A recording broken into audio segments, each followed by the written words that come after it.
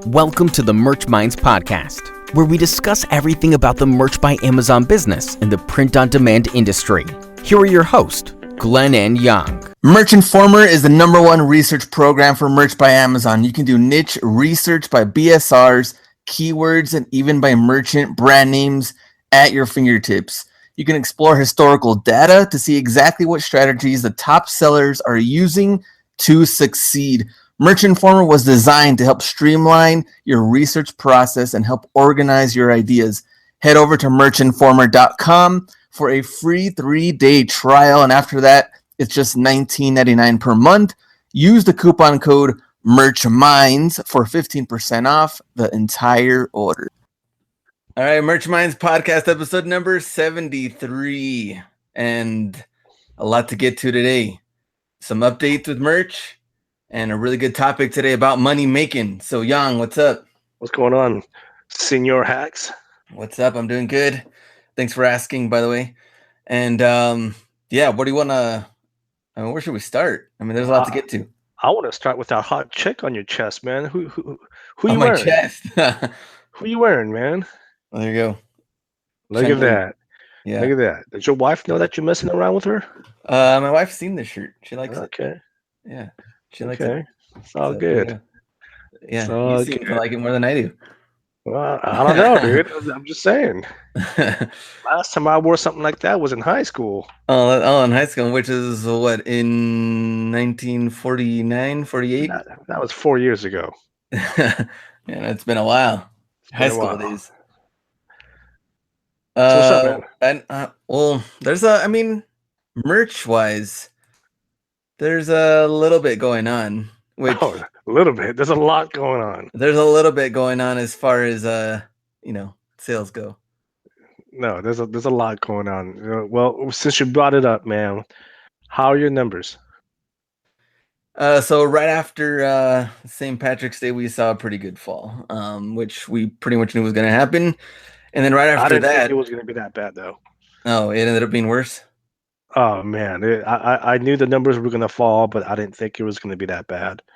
It was not like this last year. And we'll talk about that, man. How are your numbers, dude? Oh, so you want to do the full number breakdown already? Yeah, we'll do the breakdown, and then we'll get into the topics. We'll talk about what we think is going on with Amazon. All right. So last 7 days, products sold 125. Estimated royalties $434.95. So, okay. On my strong end, about a week and a half ago, I think I was up to like 700 range on the strong day, and then for the most part, they were like in the 600s, and then I saw it go to 500s, and now it's pretty steady at like the 450, 475 range at the end of the days. So that's where we're at. Well, let me ask you, how was your sales yesterday? I think I sold 20 yesterday. How is it today? I think 10 so far. Okay. And the only reason here, you know what? Let me give you my numbers and then we'll get into it. Okay. So for me, the last 7 days, 79 shirts, product purchases for $1,706.09. And my royalties is $398.61. So I'm not too far off from what you're doing. I'm obviously selling less shirts. So let's talk about this, right? So like I said, I kind of knew that the numbers were going to drop right after St. Patty's Day. I mean, we've been talking about this, we talked about this for a bunch of times now. We always said that St. Patty's Day was a good holiday for T-shirts, and it was. I did really good on St. Patty's Day. I sold numerous shirts, and if you guys been listening to the podcast, just 2 weeks ago, I was doing well over 200 shirts per week, and now my numbers been cut like 50%. Maybe even more. I think even more, because I remember you were at one point at least. I was doing like $900. Yeah, I was doing like more than that, man. I was for the 7 days though. Yeah, I think it was even more than that. I can't remember, man. I guess I would have to go back and listen to the episodes a couple of weeks ago. But I think at one point I was doing like 220 shirts in 1 week, over 1K, and my numbers significantly dropped. And I don't remember it being like this in the past. Yeah. Um, there's something going on at Amazon. Uh, we don't know what it is. It's frustrating as hell. But you know what? That's just how it is. I mean, at the end of the day, I'm always grateful to even have this opportunity. And we talked about how Amazon can change things up, and it's not our sandlot. Things like this are going to happen. Something that's out of our control. And I see a lot of people. They're frustrated as well. Some people are saying some really nasty things about Amazon, and if you're one of those people, I would say, look, if you're that pissed, and we've been saying this since we started the podcast, if you're that pissed about how Amazon operates their own business, maybe this isn't the platform for you.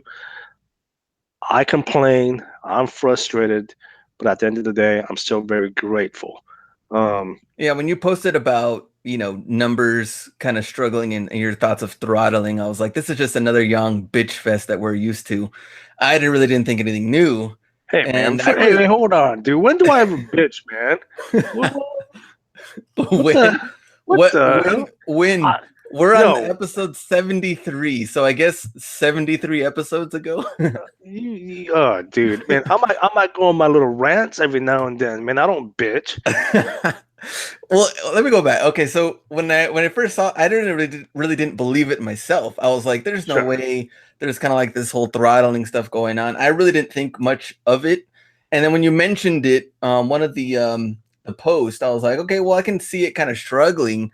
And then I was like, "Okay, well, now that I saw one of the days where it was like, what, it was ridiculously low, right?" And I was like, "Okay, something is going on." And then we started to see more of the updates, and some of the other people in different groups follow up also. And then I was like, okay, now what's really going on? And then finally we got, a statement from them, from Amazon. And we'll talk about that statement here in a second. But just to kind of give you guys something to compare with. Okay, 2 weeks ago, I was averaging about 30 shirts per day. Okay, Yeah. this is just 2 weeks ago. I just want you guys to picture this. Right now, I'm probably averaging about 8 to 9 shirts per day. Okay, so that's a huge, huge difference. Um, and it's there's something definitely going on over at Amazon. And in fact, I don't know what your dashboard looks like, Glenn, but I'm noticing that a lot of my shirts are going through the processing again, and then they're showing up on my dashboard again. Is that happening to you? Yeah, that did happen. I think a week ago I started to see some older ones kind of like refresh themselves or something. It's like they're going through the whole processing again, and then they're showing up on my dashboard. So something's going on. They're doing something. They're testing something out. I don't know. Okay, we don't have the inside scoop. Um, we don't know. I mean, this is just obviously our own theory, but we don't. Like I said, we don't know for sure what's going on. But clearly, they're Amazon is doing something on their end that's affecting ourselves. It's frustrating. But you know what? At the end of the day, again, it's just if Amazon isn't working out, I mean, we have to put our focus on other things. But yeah, so it's been really, really frustrating. Do you want to well, the update on the dashboard is So let's talk from about yesterday. Yeah, to clarify, this is not going to be our main topic of the podcast this episode, but it is going to be very heavily talked about because a lot of people right now are kind of going a little crazy with their availability of their products. So we're going to talk about that. So yesterday it says that to clarify our policies ensuring customer orders are shipped on time, please read our new frequently asked questions on product availability. So now they have this on that FAQ page if you want to check it out.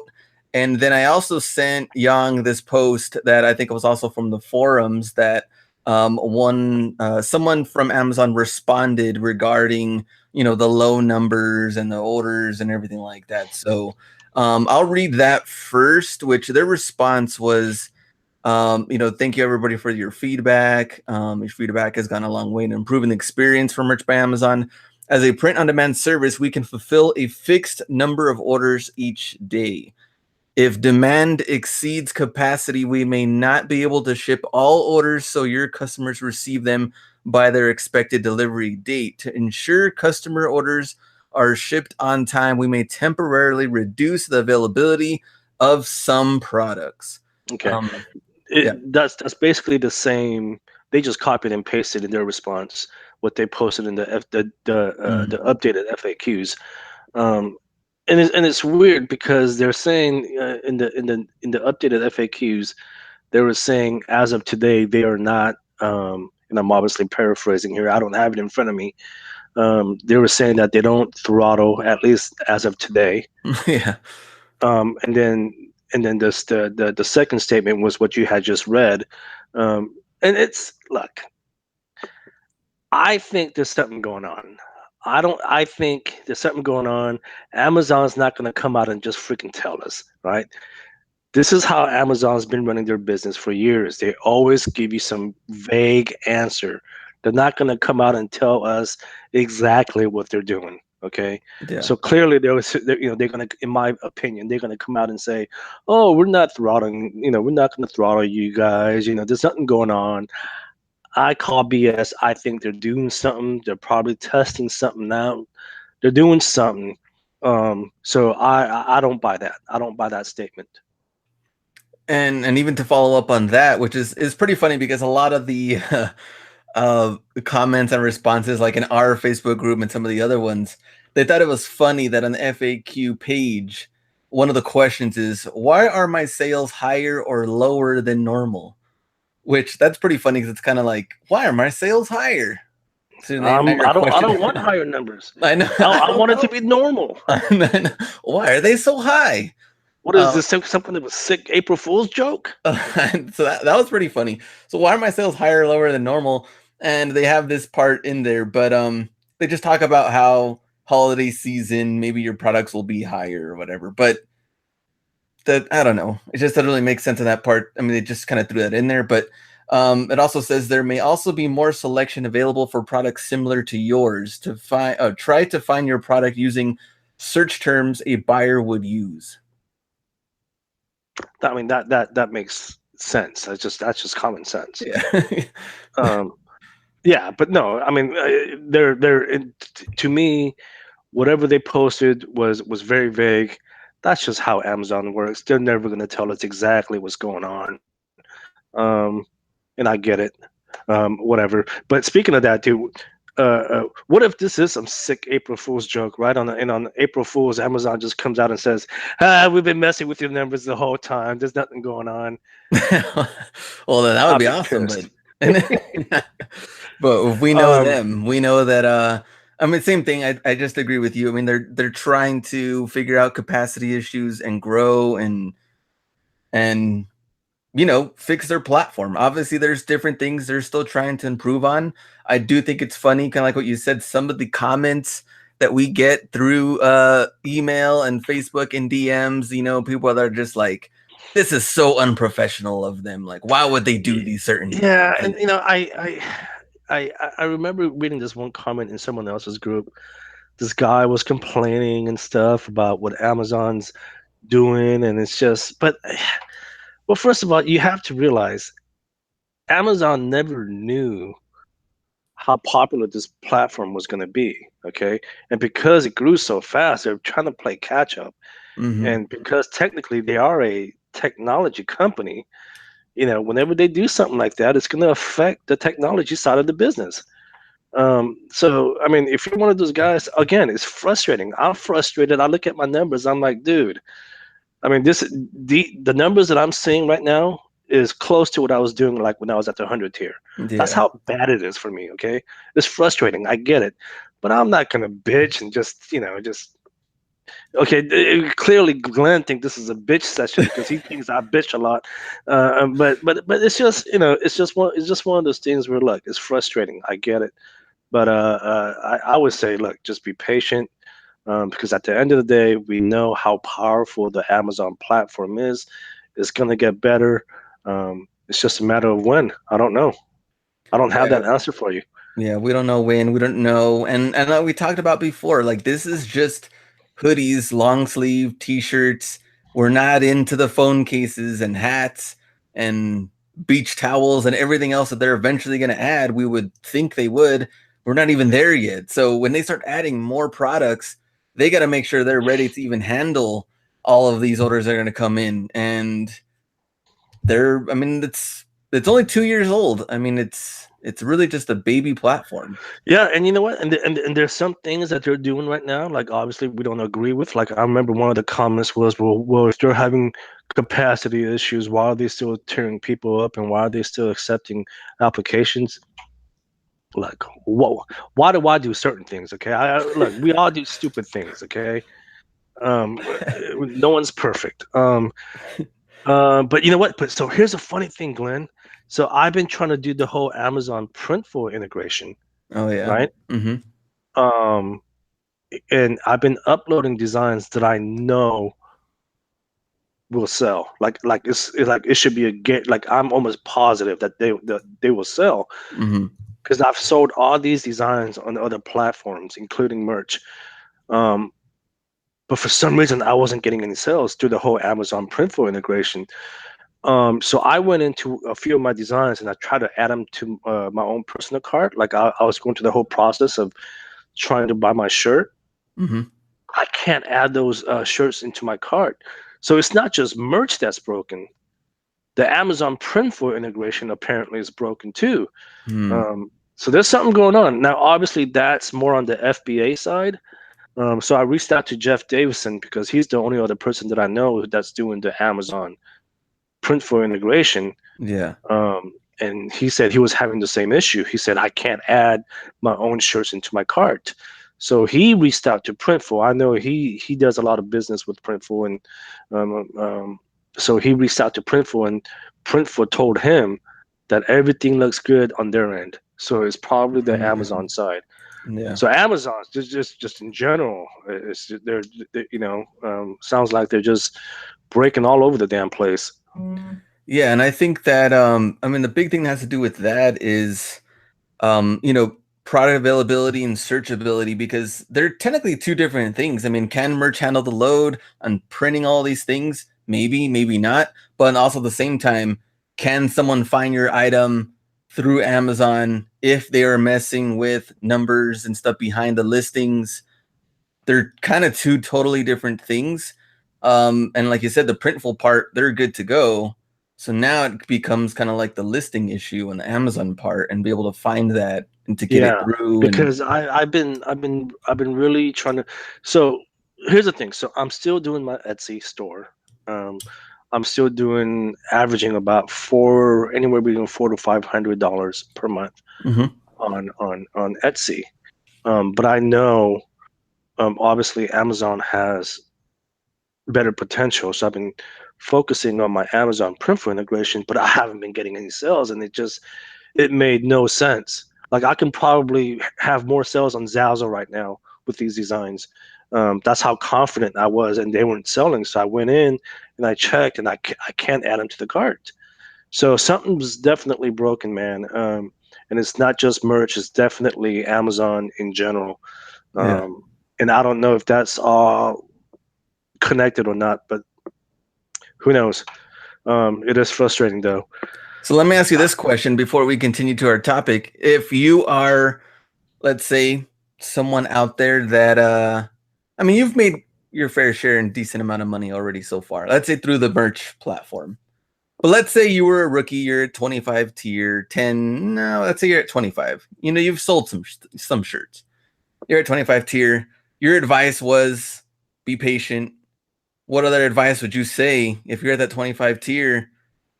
Would you just keep plugging away, or would you look As at of now, Yeah, as of right now, would you keep plugging away, keep trying to do that, or would you look at Etsy and Printful and try to build that up to 100, 200, 300, 400 listings and Absolutely. No, beyond? absolutely. I mean, we talked about this, right?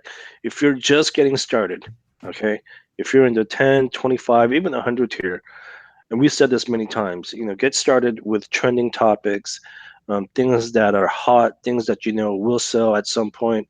And if they don't sell, look, I've done it, right? Like I've tried to get into a niche and it never sold. It never took off. Um, and then if they don't sell, rotate them out every 45, 6 weeks.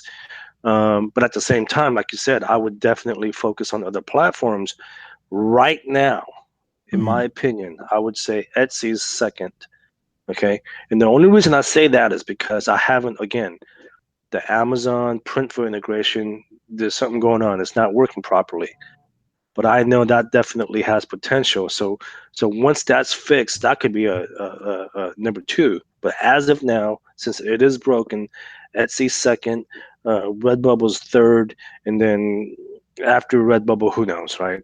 I mean, who was it that freaking rejected my? Was it Zazzle? Yeah. With Cafe Press? I Yeah. could care less about that, man. They freaking, whatever. Um, What and now going back to the Printful part, so our buddy Thrift Shop Hustler also recently posted a video about selling custom designed backpacks with Printful. Did you see that? I did see the backpacks. They freaking look ugly, man. That's something I don't want to sell. They look hideous. I don't want to mess with those. But yeah, but I mean, Printful's blowing up, man. And you guys have to realize, look, Printful doesn't just do Amazon integration and Etsy integration. They also supply thousands and thousands of independent Shopify stores, right? Yeah. So it's not a small company anymore. These guys are, they're big time now. Yeah. So I mean, I would definitely look into getting into, those other platforms that I mentioned. Yeah, absolutely. Hey, so check it out. Um, what am I, like 3, 4 weeks into Penji? Oh, okay. Okay. Things are looking good, man. They're pumping out designs so damn fast. They all look good for the most part. Um, my problem is I can't come up with enough concepts to give them. Oh, okay. So But that's but but gonna be your next thing though, is getting a bunch of ideas ready. yeah, I mean that's how fast they're pumping them out. They're just like within definitely 24 to 48 hours. They're pumping them out. For the most part, I'm really satisfied. I can't complain. I've had them revise a few designs. Um, Communication's really good. The back end's really good. Um, yeah, it's super cool. Again, if you guys haven't heard that episode with Jonathan, that was, I don't know, what, 3, 4 episodes ago. Go check that out. Um, and if you guys do decide to sign up, use our discount code. You get 10% off. It's Nova N number 0VA. Um, I use that discount code myself because I'm a cheap ass. Um, but yeah, so pretty satisfied with that.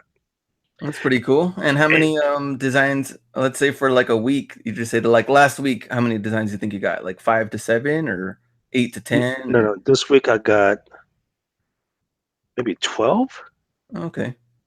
maybe more. I don't remember. Um, but before we get into the topic, dude, check this out, man. So next week I have another meeting with my boss. Okay. Dude, I don't know, man. I got a feeling something's gonna change here. I got a feeling something's gonna change.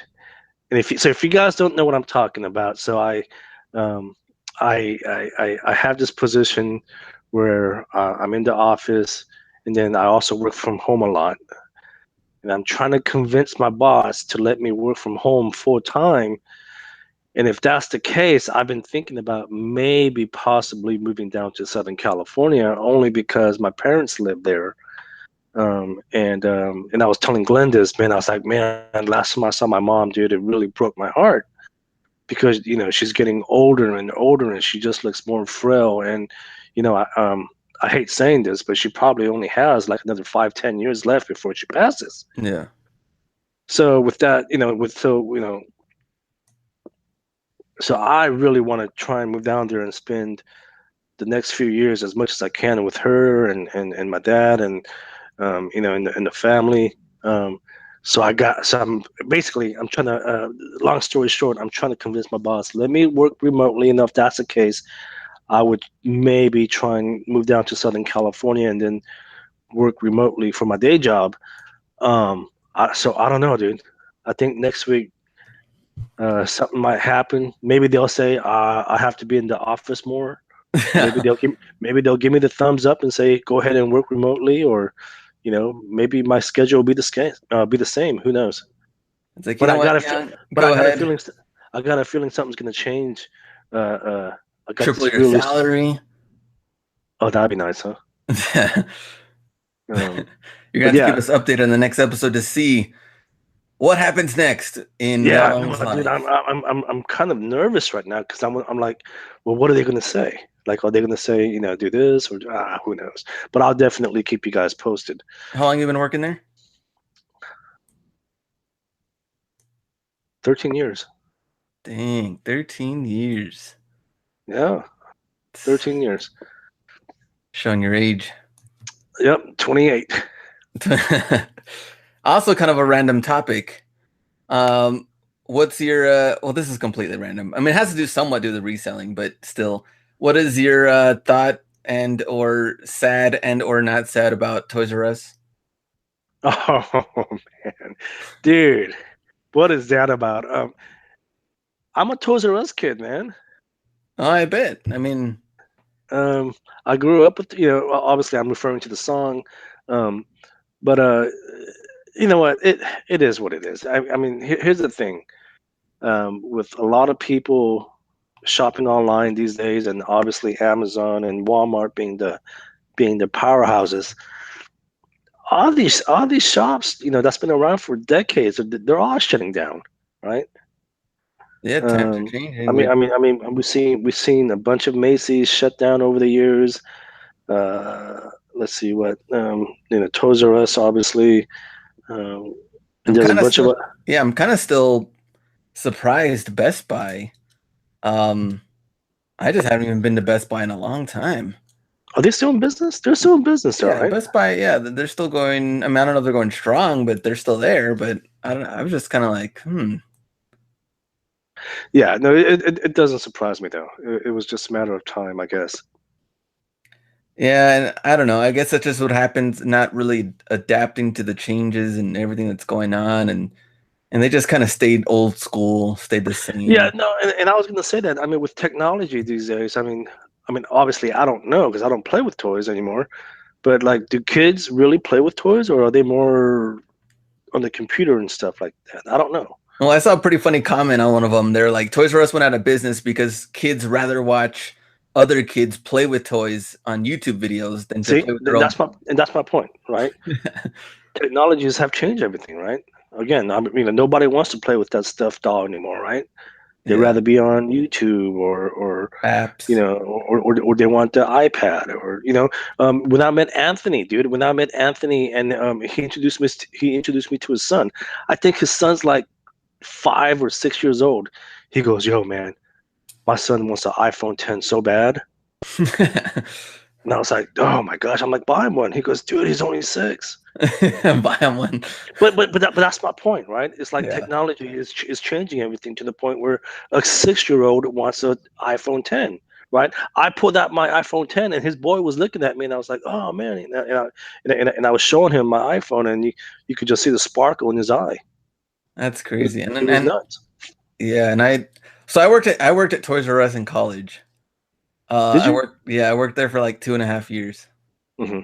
I started off with like unloading the trucks, and they'd get those toys in, and then eventually moved me to like video games, and it was cool. I mean, it was a cool job, but they just seemed kind of behind even then, like at the time, from even some of the other competitors like Target, Walmart, and Best Buy, especially when it came to like the video games and stuff. Their prices always seemed higher than everybody else's.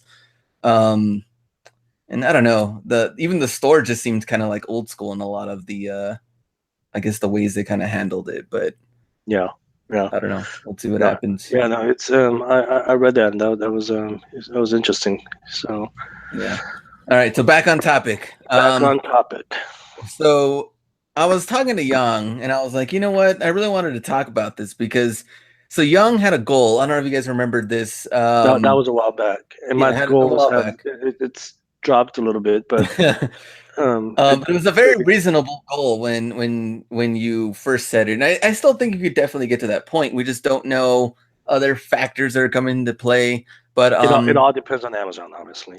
yeah, and RJ also has the same goal because he's always talked about this on YouTube and on Instagram. So the goal, $10,000 per month on merch. So when we're talking to Michael Essick, we're trying to, we're asking him how many live shirts do you have, what and everything that's going on with his business, and he was telling us over 13,000 live designs, which that was just like mind blowing. I was like 13,000, like I mean, just imagine having a warehouse with 13,000 shirts. I know, right? Right. I mean, that's a lot. And I was like, man, that's crazy. So with talking to him, I was telling Young, after the show, I was like, you talked about how you want to make 10,000, and we're talking about netting 10,000, not just 10,000 in sales, and netting 10,000 per month. And I was like, what will it take to get to 10,000? And I was like, why don't we talk about that on the next show? Because I think there's different factors. Obviously, Amazon's going to play a key role into this if you can find your product or not. But let's talk about the work that any one of us can do to get to that point. What would it take? That's what I was kind of wondering. Okay. So we'll talk about that. Well, I'm a huge, if you guys don't know this by now, I'm a huge advocate of good design. Right. I've always talked about having good design, and that's still the case. I'm going to tell you guys always that the better it looks, it's going to sell. Now, that's not always the case. As we go on Amazon and we see all these random shirts that has just poor quality designs, and they all have BSRs, right? Mm-hmm. But I think in general, overall, as long as you have a good design, you should be good. It's not guaranteed though, right? I mean, I think I have a bunch of designs that I think look really good and they still haven't sold yet. So that's not always the case. And I think in order to scale, obviously you can't do it alone. Because look how long it's taken me to even get to the 2000 tier, right? I'm a one-man show. And it's taken me almost a year to get to the 2000 tier, right? Mm-hmm. Because I don't have anyone else helping me out. I mean, now Ken, obviously, he's a one-man show, but then he has family members. He always, he talks about it, how his wife helps out a lot, right? Yeah. But I do this by myself. I don't know if your wife helps you or not, but as a one-man operation, this is really, really difficult for me. We can talk about other power couples like Matt and Aaron Shireen and John and Amanda Balcazar, right? Power couples. They do the business together, so I'm sure they have a system down and they can probably scale faster than me, and you, I guess. But it's if you guys are if you guys are doing this solo like me, it's difficult. So in order to scale, I would say you would need to get some kind of a help, right? Some kind of a help to, and not just uploading, just anywhere that you can get help. So And I think that's a factor, but here's the thing. But I now have that help, right, with Penji. Yeah, the design part you do. I've been able to, dude. I'm like maybe 80 shirts away from qualifying to the next 4,000 tier, right? And and it was only like 4 months ago that I just got tiered to the 2,000 tier. So I've been able to do this much faster now because of Penji. Yeah. So definitely get help when necessary. I don't know. Did you have some that you want to add? Well, I think there's different factors that go into this. So I think that it was easier. Nothing's ever easy, but I think it was easier but to you're right. maybe get to that point. It was much easier in the beginning. Yeah. I think those are some of the factors. So maybe, I think there's 3 factors that come into play right off the bat. I think that obviously are a huge thing into this. So number 1 is obviously the design part. I think not only do you have to have good designs, you have to also have designs in different, in trending ideas and in the back niches, that's like, okay, when the trends die down, you're still good on other niches that are still, selling, they're still somewhat popular. But you're also playing extreme numbers game. I think that if you were going to meet 10,000 and you got to that point with a certain low amount of shirts, I think either one, you were doing trademarked things, because we've seen people post, well, especially in the past, like huge numbers, and then they figure out they were doing trademark stuff, and then you never heard from them again. Or the second part, they own the trademark, and then now they're capitalizing on those type of things. They can also build on that part. But regardless, I think you still need to play the numbers game and to really, really grow that, because RJ, I'm trying to think, some of our interviews in the past, I don't remember how many he had. I know he had more live designs than we did.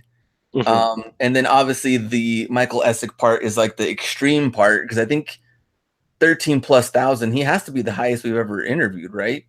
As far as live designs, I don't think. Yeah, I think Ken, if my memory serves me correctly, Ken was a little under 10,000. Yeah. Okay. So he's like right under 10.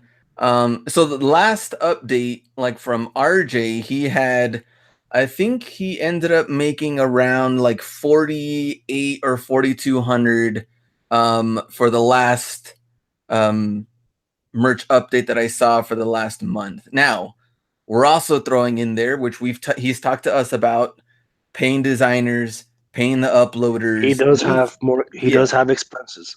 He said that that cost him about $1,800 more or less. Okay. So let's say take that out. Let's say he's netting 3,000 from that. So, and even then that I remember, I think it had to have been like around 4,000 live designs or something. Which kind of makes more sense now if you're talking about 4,000, 8,000, 12,000. So if you're tripling it, 12,000 live designs, and you're netting 3,000, that would put you at 9,000 for the month, which is what Michael Essick is doing. Don't you think that's kind of weird? Like even breaking it down that way. It makes sense. It does make sense. But yeah, no, a lot of factor plays into it, right? You can say, you mentioned the trend, or you just happen to have a really good design that just sells well year round. And hey, I don't mean to brag or boast, but I have a design right now. It's an evergreen design shirt. I've had it since last January, and to this day, it sells multiple quantities every freaking day. The the BSR is under 100,000 every day. I have 4.5-star reviews, like 15 reviews. So it just constantly sells every day. Some could say it's a good design. Some could say, I got lucky. Who knows, right? So luck plays a factor, but yeah, no, it's just, I don't know, man. I'm just not a fan of trying to scale. How should I put this, man? I'm not a big fan of just putting up random designs hoping that it's going to sell, right? There's that old adage in reselling: the more products you have, the more you're going to sell. Yeah. I'm not about that in merch, right? And I've said this 100 times now, right? I'm more about having good designs and hoping that'll sell. And for me, in my opinion, unless someone can prove me wrong, I think it's worked, because I only have 16, like 1,500 shirts live, and I'm doing $3,000 a month consistently. Yeah, I don't know. I think you were one of those I don't know too many that people out there that aren't playing really like the huge numbers game that were putting up numbers like that. And what you the thing is too is that when I've noticed your designs is that you also not only is it good design, but it's also the factor of like being creative with it with the idea. Like I think your idea behind it is different too than what I've seen. Kind of, I think a lot of people are just trying to copy the ones that are already out there, and then you're just kind of flooding the same ones over and over again. And I noticed it Dude, with yours; it's different. yeah, dude, you know how many times I came up with an original concept, and Yeah, then like 2 days later, there's like 50 of them. yeah. So I I do, I swear. do think that's a really good factor to put into the thing that is not necessarily copying, of course, the same ideas, and we were making it yourself, but using those same maybe of like niches and ideas and creating your own type of concept, creative concepts with idea and design, Hmm. make it into solid shirt. Yeah. Um, but getting back on track with the 10th, I mean, I mean, I mean, the way RJ is doing it, he definitely has expenses, right? And so for him, for again, since he does have expenses, he has VAs and designers. He obviously has to pay them. So for him to make 10,000 a month, he would probably have to do $20,000 in royalties, probably, Yeah, that would. right? Or maybe just a little under, because, like I said, he has to pay his designers, he has to pay his uploader. I don't know if there's anyone, I don't know if anyone does social media for him, but he would essentially have to do about 18,000 for him to net 10,000. Yeah, that's very true. Right. And then Hmm. we talked about we talked about Michael Essek, great guy, by the way. And he talked on the show last week about how, he's putting up really good numbers, but he also has two designers now, and he has his brother-in-law and sister helping him out full time in the business. Yeah, Right. Those are expenses. and that's what I think. So the two other factors that I really think are important. I guess another thing would be the price range because in the very beginning, your royalties were way different than what they are now. Now you have to really double to what you were pretty much doing because of the royalties and how much they've gone down. I mean, remember in 1999, especially in the very beginning, in the very, very beginning, you were What was it? It making was like like seven. more. You were making like, I think it was like 864 or something. Wow. And then they went down and then they went down again. So now that's totally different because now we're at what, the 535 range? Is that Hmm. what it is for the 1999? Something. Um, I'm predicting next year it's going to go down to about 50 cents. So we're talking about, I mean, you're technically putting in double the work that you normally would maybe a year and a half ago. Of course, when it first started, that was totally different because they kind of changed that very quickly. That didn't last very long when it was that high. But Hmm. even then, at one point, it was like $7 and something at 1999, and then we saw the next decrease and so on. Which it's not. We know it's not going to go up from Right. here on out. So But then there's also, I guess you can also, there's people that follow trends, right? Which I think everyone should do.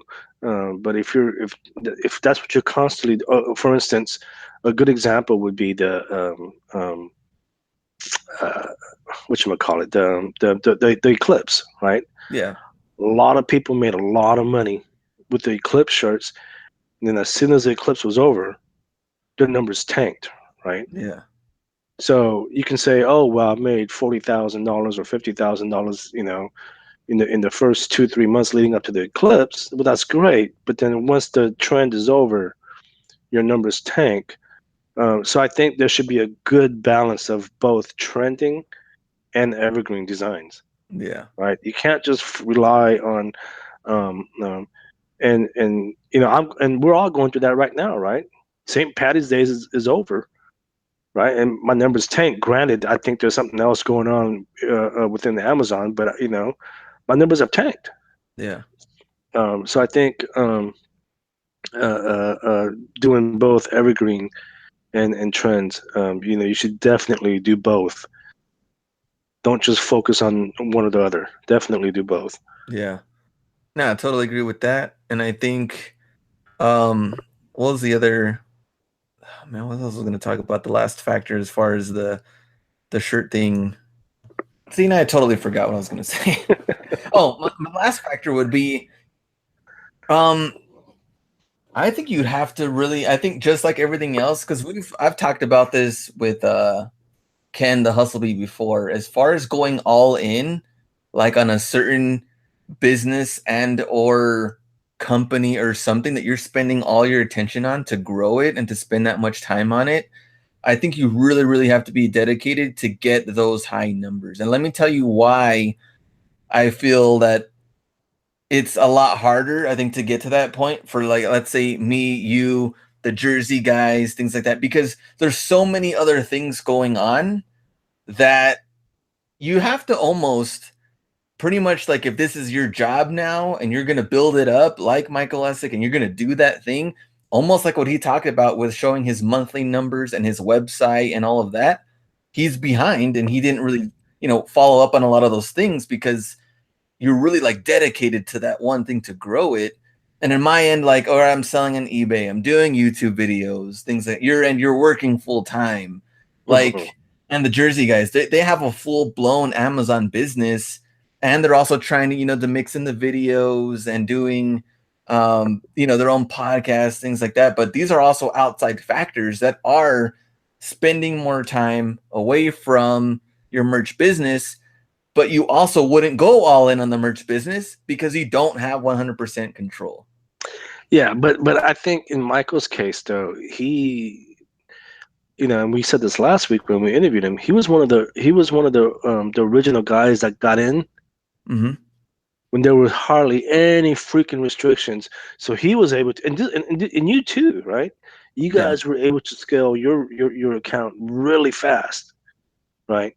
Yeah. But now, ever since Amazon started putting in restrictions, it's much tougher to grow at a rapid pace. Yeah. Right.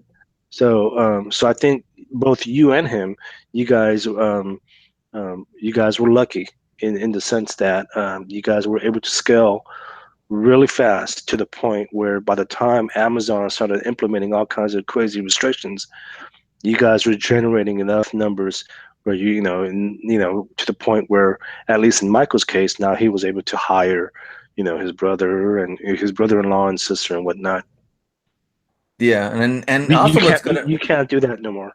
I think that's totally different. And it's almost like being right there at the right time, like when Chris Green was first talking about it. That was like the first month or two of merch. Like that's crazy to jump on it right then and there because it was just like something we'd never seen. Yeah, I didn't join until a half a year later, because even though Glenn told me about it in December, and I just kind of waved him off, and then he told me how much money he was making, and I was like, what the hell? And so by the time I put in my application, Amazon's like, whoa, we're not accepting any more applications. And it took me another 3 months to get accepted. So it's much tougher, man. Amazon, this whole platform has changed significantly since it first started, and it's much tougher. There's a lot more competition, and the royalties are just getting lower and lower. Amazon's is they're constantly putting in new. They're updating their terms of services. They're adding certain things and changing certain things. It's getting tougher. Yeah. I totally agree with that. And I think that, so I guess to really break it down, what I feel the final things, what would it take to make 10,000? These are the things I really think you would need. Number one, you would need good quality, design wise, but in numbers that you're doing the niches and you're doing the trends. Number two, your pricing needs to be good. You're making at least $5.35 plus a shirt, because if you're making 3 something, 2 something, and that's going to be really tough to eventually get to the 10,000 point. Number three, I think you need a lot of time and effort put into the focus into this business without the outside distractions of maybe could be your job or making YouTube videos or making podcasts and other random things you're doing. You'd have to really focus on this business that you're 100% dedicated to grow it. Not that not all of us are, but to really, really not have those other factors, which is extremely tough because we have to make a living. We have to do other things that, of course, we enjoy doing, but I think that you'd have to have that laser focus to build it up. And number 4, you do need the help to eventually go out there and build the numbers up to get more shirts out there in a quantity, playing the numbers game. Like Michael Essex, he's doing, let's say you're doing 10,000, 12, 14,000 plus live designs. That's out of control. I think you're putting yourself in a way better position to get to that point. But I think that's pretty much, the 4 that you would need, and you need to start now. And I would just add as an extra bonus, put like a little asterisk around it, is maybe traffic. Like, how are you going to we all know Amazon is good about having organic traffic, but at the same time, you can really try and add more traffic to it. Obviously, AMS is broken as well. But how else are you driving traffic to your shirts? Are you utilizing social media? It may or may not seem like merch might come out with their own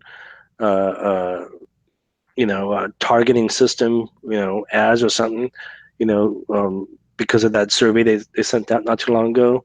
So how are you driving traffic to your own shirts, right? Are you utilizing social media or I guess the big talk lately is Pinterest. A lot of people are talking about Pinterest. So so that could be like a fifth bullet point. Yeah. And you know what I like about Michael Essex that we really didn't talk about though was because I was talking about laser focused direction. His laser focused direction was purely on print on demand. It wasn't even just on merch. He already had at least 2 to 3 years experience in print on demand before merch came out. He was already selling on Redbubble. He was already selling on all these platforms. And you can even see his numbers breakdowns on his website before merch even came out. Now that's awesome because he already had that experience in building it up. So it's almost like when merch came, this was like a bonus for him. So that's why he's still making really good money on the other platforms other than merch. Right. Yeah, no, you know what?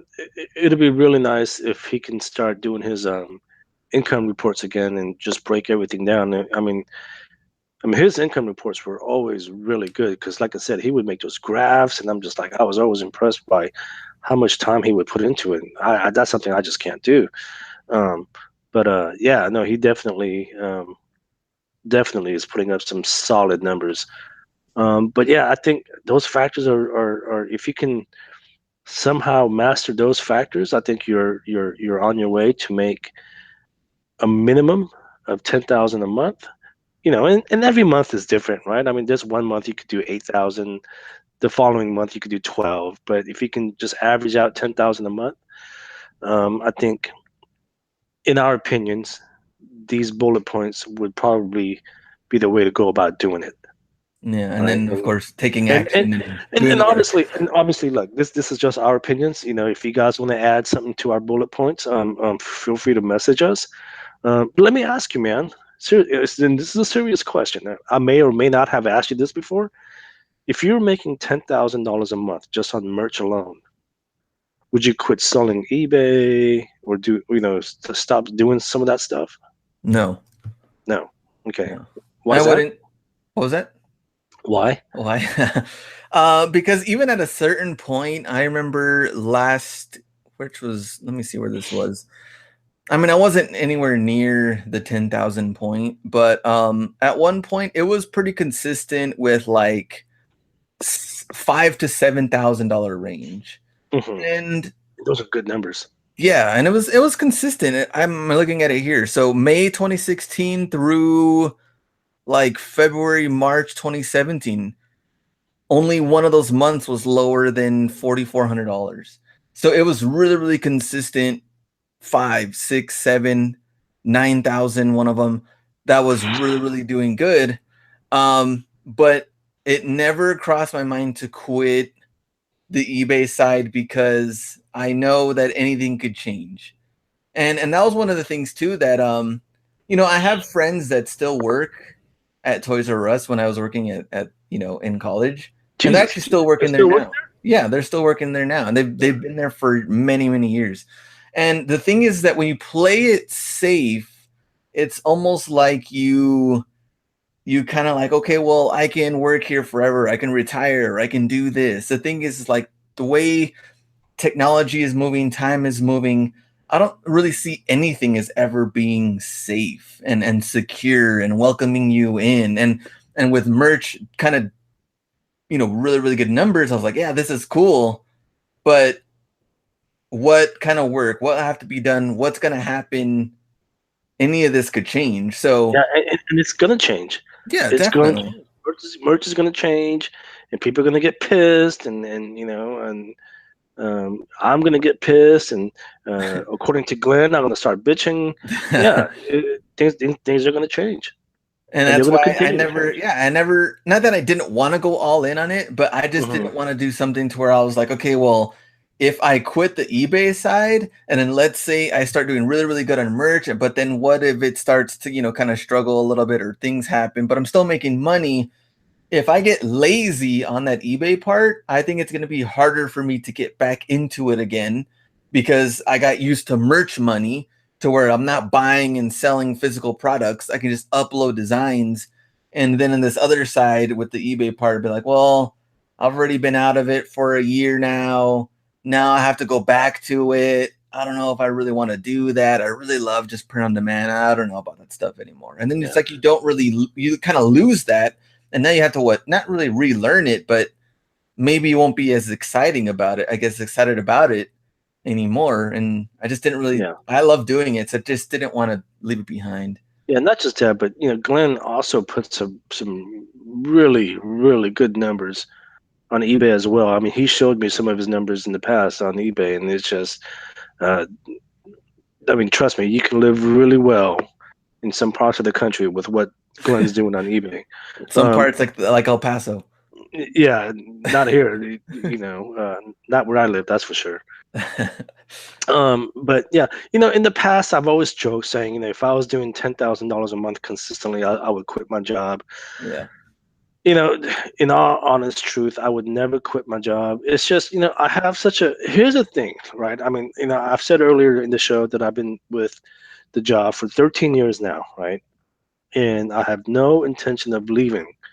But but like I said earlier, my goal right now with the day job is to try and work remotely so I can move closer to my folks because again, they're getting older. Every time I see them, it just breaks my heart, right? yeah, So I would like to try and spend the next few years with them a little more. Because look, the way things are right now, the system is broken. Okay, I see my freaking colleagues more than I see my family, and it should not be like that. All right, it should be the other way around. yeah, So that's what I need to work on right now. And again, I mentioned the meeting next week with my boss. But yeah. So with me, if I was making $10,000 a month on Amazon, it would definitely work for me you know in the sense that I can now approach my boss and say, look, I have this little side business. I'm making more money than I could have ever imagined. That would give me the freaking balls to just tell my boss, be like, look, I need to work remotely, right? yeah. It would no longer be like a question for me to ask my boss, hey, can I work remotely, right? Hmm. Now I got the leverage. I'd be like, I need to, okay? Um, but I wouldn't quit my job. Yeah, Because I would tell you this though, it would definitely free up a lot of my time because I think once you have established your account to the point where it's making that kind of money, managing your account is a lot more easier than trying to build your account. I think we can all agree on that, right? yeah, definitely. So I would just, it would free up a lot of my time because I would now just be managing my account instead of trying to build my account, right, to the point where I'm making $20,000 a month or something. Yeah. So yeah, totally agree on that. And I think someone made a comment like, well, I wonder why no one's going all in on merch and just doing merch, because things like this happen to where they're changing their FAQ or product availability and things. And I'm like, well, yes and no. I mean, that is one of the factors, is that maybe not why everyone's going 100% all in, is because we don't have the control. But I wouldn't even go 100% all in if I had a real job, regular corporate job, because that's not even promised either. Like, even when I did work at the corporate job, I still had the side hustle of eBay and something else, because I think multiple incomes is the way to go, especially right now, not just depending on the one check, regardless where you work or what you do. absolutely. And you know what? Just this is just my opinion. Corporate and academia is completely different. Oh, corporate, and academics. Yeah, a corporate job and an academic job is completely different. Did you ever have a corporate job? I know you worked for your university after you graduated, but outside of the university, have you ever had a corporate job, like a job where you had to go, just trade your services for a paycheck? No. I'll tell you this right now, dude. I would never go work for corporate again. I What was wouldn't. your experience there? Corporate is just, it's like a machine, right? You go in at the same time every morning, and then you punch out at the same time every day, right? It's just a repetitive machine action, right? You just punch in, punch out, do your work, whatever, dude. But here's the thing, corporate pays more. Academia, and you know this, right? Academia, they pay a lot less, but it's a lot more lenient as far as flexibility, right? I can literally go into work wearing shorts, right, if I wanted to. I never got that. Oh, really? Oh, I had to wear a dude. tie. I had to wear tie, slacks, everything. Well, what kind of freaking university do you work at, man? Yeah, I had to dress up all nice, and oh man, That's you had to. I had to. Yeah. Like The like if only you day went, we were able to wear somewhat remotely close to shorts was Casual Friday.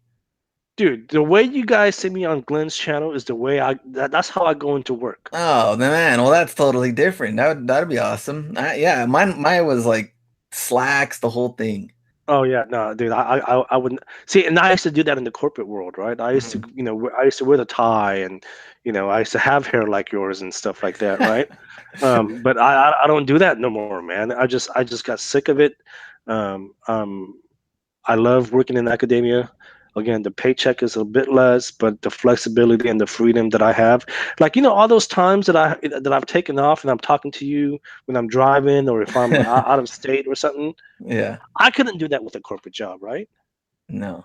Very So, true. But I don't know, maybe we're just two different atmospheres or something. Because I felt like I was part of the corporate machine, because I didn't have that flexibility. Even trying to get days off was like, they were emailing me on the days off, do this or send a logo here and make this, and I'm like, dude, like what the heck's going on? And then dressing all nice and yeah, no, I've never had that. I've never had that. no. At one point, I remember, 13 years into my career at Stanford, I remember at one point I was, I did tell myself, you know what, mentally, maybe I should start dressing better, right? And I tried that for about a week, right? It was just my own decision. Yeah, that's not gonna happen, man. That'll never happen again. I tried it for about a week, wearing khakis and dress shoes, and I'm like, dude, this is uncomfortable, man. Because I don't know. Yeah, and it felt like I just wasn't me. And when I'm not me, then what am I doing? Like, I have to be me. And even if I wear a shirt that reminds you of being in high school, I feel comfortable and I feel like I can do anything. Right. And no one asks me about anything or questions me. But when I was wearing the tie, and nice shirt, you go somewhere for lunch. Oh, where do you work at? Oh, what do you do? It's like, oh, now I'm made it seem like I was like some big shot when I was making like 1/3 of what I'm doing now. Yeah. No, it's and maybe it's just the field that I'm in, or the department that I'm in, but it's just everyone else. I mean, even the students and everything. They're all obviously the students, right? They're all casual. Um, so I don't know. In my mind, I'm just that's just not for me. Yeah. Well, you're in Cali. You're in California, man. It is You a got little some more freedom. laid back here too. Yeah. Yeah. How the hell did we get into the topic of a corporate and dress code? I don't know. That's very true. So I think that's pretty much it. I mean, we kind of covered what we wanted to as far as the little setbacks on Amazon right now, and then with the what it would take to make 10,000 a month. But let me know if you're watching on YouTube in the comments what you think, what you would want to add in, any comments, and then of course on the Merch Minds Facebook group, you can also give us your feedback and let us know what you think. Yeah, and just tag me on Facebook. That's how you contact Young. Just tag. That's how you contact me. All right, there we go. Anything else before we go? No, that's it. See you guys next week. Right. See ya.